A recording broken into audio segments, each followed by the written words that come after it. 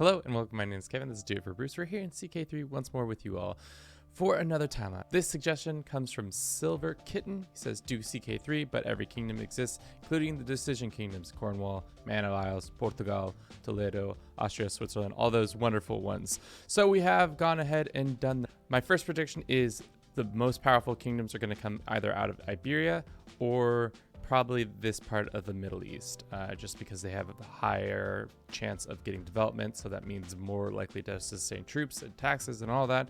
As for religion, I think Ashuri probably is going to be the top because we're starting 867 and that's traditionally what happens there. And finally, the most spoken language will probably be, let's say, Arabic. So with that all out of the way, let's get to it right now.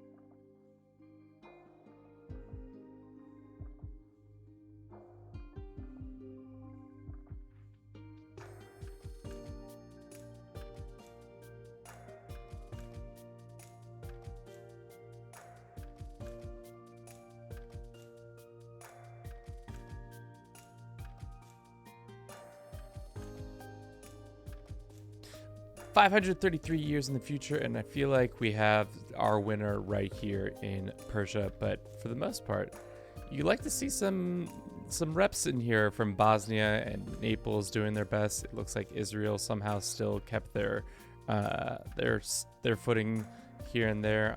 Denmark taking over England multiple times. The Man of Isles popping back out of Scotland. You know, it's all kinds of glorious time-lapse stuff. As I predicted, we said Ashuri is going to be the top faith. They're probably just eked out by the Catholics with 738.